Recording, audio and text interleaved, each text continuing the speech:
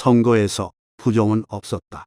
김명수로 쓰고 문재인으로 읽는 대법원의 판단입니다. 이 소식에 좌파는 당연하다는 반응일 테니 신경 쓸 것도 없겠지만 자칭 보수라는 작자들은 환호했겠지요.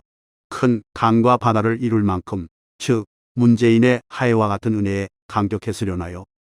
중공의 폐악질에는 굴종하면서도 협력 기조가 한결같이 뚜렷했던 일본은 그 기도 혐오했던 좌파의 선택적 분노와 다를 게 뭔지 모르겠습니다. 아니, 대깨문과도 다를 게 없지요. 차라리 대깨문은 일관되게 미쳐있기라도 하지. 이건 지들 입맛에 따라 피아가 달라지니 역겹다는 표현도 부족합니다. 이런 부류의 자칭 보수들은 한 가지 공통점이 있습니다. 바로 언제까지 박근혜 타령할 거냐. 문재인이 나라를 망치는 고락선이를 보고도 이토록 한가하게 과거에 매몰되어 있다니 참 한심하고 어리석다라고 말한다는 것입니다. 그리고 이런 논리는 사기 탄핵 공범들에게 무한한 면죄부로 작용하죠. 그중 하나가 윤석열입니다. 판결의 고유한 권한은 법관에게 있다지만 검찰 구형 3년의 선고가 3년이라니 이 자체만으로도 대단히 의심스러운 판결입니다. 선거에서 부정은 없었다라는 대법원의 판단에 환호한다는 것은 문재인 정권의 법 공정성에 대한 신뢰까지는 아니더라도 평소 보수가 부끄럽다식의 개소리를 짓거려온 자신들의 논리의 힘이 생겼기 때문이겠지요. 그렇다면 윤석열 장모의 법정 구속 소식엔 어떤 생각들을 가졌는지 궁금합니다. 법원이 선거에서 부정은 없었다고 했던 것을 바탕으로 기고만장한 것처럼 이 판결에도 적극적으로 동의할까요?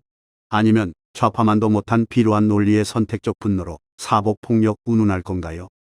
전체 유권자를 대상으로 하는 대통령 선거도 아니고 규모가 훨씬 작은 지역구 선거에서 표 차이가 발생했다는 것은 선거 공정성에 심각한 문제가 발생한 것으로 인식해야 하지 않나요?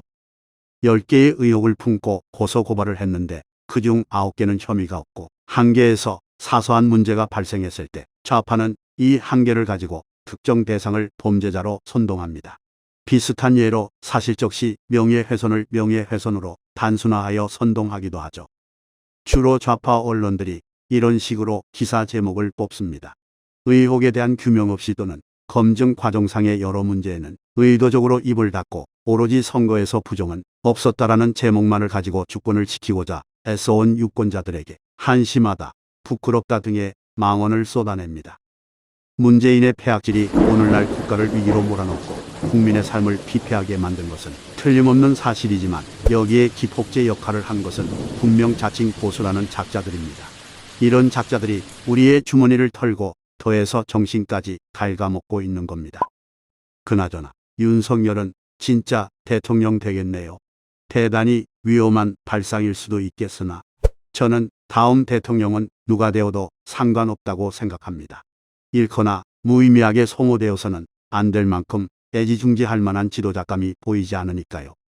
문재인 정권 따위가 국가와 국민의 이렇게나 패륜적임에도 무려 4년 이상을 건재할 수 있던 것은 박근혜 정부가 다져놓은 국가의 기반이 반석과도 같이 평탄했기 때문입니다. 이런 이유로 다음 정권은 누가 되든 문재인이 쌓아놓은 똥덩어리 속에서 똥독이 올라 죽겠지요.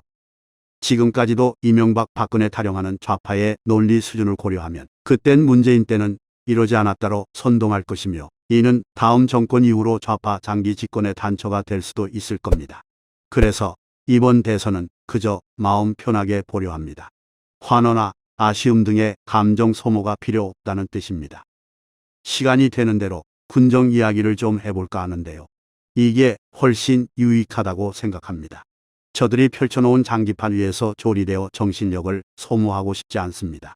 저는 주권을 가진 유권자니까요. 저들의 권력은 제가 가진 권력을 위임해야만 성립될 수 있는 것인데 아무리 고민을 해봐도 믿고 위임할 만한 사람이 없네요. 마땅한 사람이 없으면 위임하지 않은 것이 옳지 않을까요? 이것 또한 주권자로서 책임감 있는 행동이라고 생각합니다. 할 수 있는 최선을 다하여 좀 더 높고 먼 곳을 보고자 노력하는 것. 이런 주권자가 많을수록 그 사회는 건강해진다고 믿습니다.